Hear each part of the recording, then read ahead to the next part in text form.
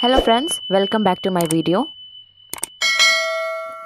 Sarojini Naidu was an Indian political activist, feminist and poetess. And Sarojini Naidu was a woman of versatile genius and achievement. She was one of Mother India's most gifted children. She imparted poetry, grace and beauty, humanitarian touches and cultured sensibility to dull and monotonous task of politician. And most important thing about Sarojini Naidu is she was also known as the Nightingale of India. Sarojini Naidu was born on 13 Feb 1879 at Hyderabad और वो एक पोइटिस बनना चाहती थी but उनके family वाले चाहते थे कि वो डॉक्टर बने या इंजीनियर बने। दैट्स वाई उन्होंने उसे बाहर भेज दिया स्टडी करने के लिए। उनकी मोस्टली स्टडीज़ जो हैं वो आउट ऑफ कंट्री हुई थी। She received her early education in Hyderabad and matriculated from Madras University as age of 12. Her aptitude for poetry was first of all revealed when she was 11 years old. At the age of 13, she composed a narrative poem of 1300 lines, The Lady of the Lake.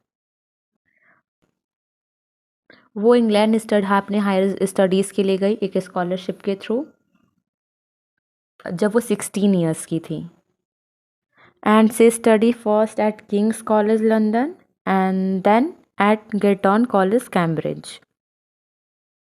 She dedicated her first volume of poetry, The Golden Thread-Soul, at Sir Edmund Gosse, who illuminated her way to door of the Golden Thread-Soul. And Sarojini Naidu is the Indian Elizabeth Browning or Keats or Donne.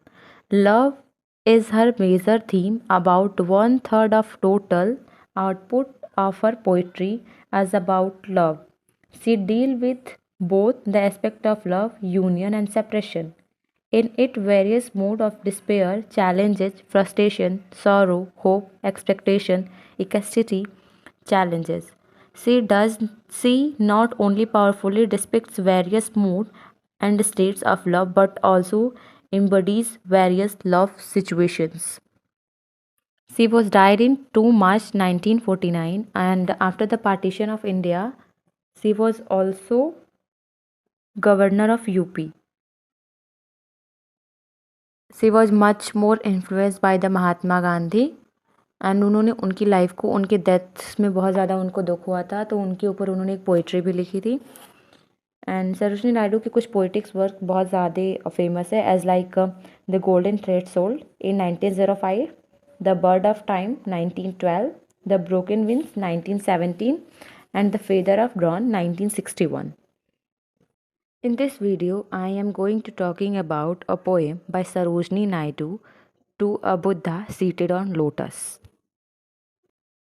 Sarojini Naidu की ये जो poem है ये थोड़ी mystical poem है क्योंकि इसमें उन्होंने लॉर्ड बुद्धा से निर्वाण प्राप्त करने के लिए क्वेश्चन रेज़ किया है। अपने जो भी उनके लाइफ की ग्रीफ्स हैं, जो भी सिचुएशन वो फेस कर रही हैं, उन सारी चीज़ों को भी बताया है और वो भगवान से ये क्वेश्चन मतलब जो लॉर्ड बुद्धा हैं उनसे ये जानना चाहती हैं कि सारी चीज़ें होने के बाद भी वो इतने काम कैसे हैं और पीसफुल कैसे ज़िंदगी पीस के साथ ज़िंदगी कैसे बिता रहे हैं। इवन उनके जो बैठे हुए हैं थ्रोन पे बिल्कुल भी स्ट्रेस्ड नहीं है।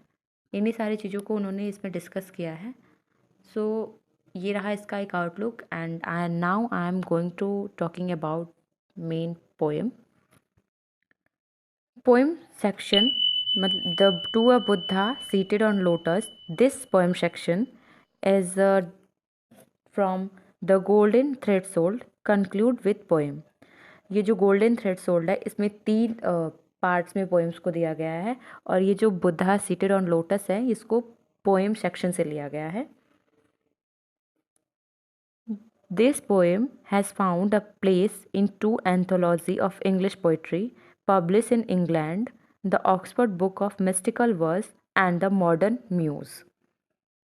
इन the first stanza lord Buddha on thy lotus throne. जो लॉर्ड बुद्धा हैं वो थ्रोन पे बैठे हुए हैं अपनी आँखों को बंद करके और दोनों हाथ को जोड़ करके आराम से रहस्यमयी तरीके से बैठे हुए हैं और यहाँ पे वो उनसे पूछती हैं कि आप इतने पीसफुल कैसे हैं और जो भी अदरवाइज़ जो वर्ल्ड के लोग हैं उनको बहुत सारी प्रॉब्लम्स हैं, लेकिन फिर भी आप इतने आराम से बैठे हैं, आपको कोई प्रॉब्लम नहीं है, आप क्यों इतनी काम है। इन सेकेंड स्टेंजा उन्होंने बोला है, the wind of changes for ever blow across the hamlet of our way. जो बदलाव की हवा है वो हमारी लाइफ में चलती रहती है। एज आई टोल्ड यू, थोड़ी मिस्टिकल पोएम है तो थोड़ा सा इसको समझना पड़ेगा कि जो बदलाव की हवा है वो हमारे लाइफ में हमेशा चलती रहती हैं, और जो हमारे फ्यूचर में आने वाले जो दुख हैं वो हमारे पास्ट को दुख को कम करते हैं। एज लाइक जब हमें आगे दिखते हैं ना कि कोई प्रॉब्लम्स है, तो हम अपने पीछे की जो प्रॉब्लम्स है वो सारी प्रॉब्लम्स को भूल जाते हैं। हमारा एक सपना, जो हमारा एक ड्रीम है, वो दूसरे सपने से आता है, दूसरे ड्रीम से आता है। हमारी जो एक प्रॉब्लम है वो दूसरी प्रॉब्लम लेके आती है। और जो हमारा लाइफ की जाल है, जो हमारी लाइफ की वेव्स हैं, वो जो डेथ की वेव्स हैं वो उसे खोलती रहती हैं। मतलब हम मृत्यु के करीब आते जाते हैं, मतलब धीरे धीरे मृत्यु हमारे करीब आते जा रही है। And in third stanza, for us the travail and the heap the broken secrets of our pride.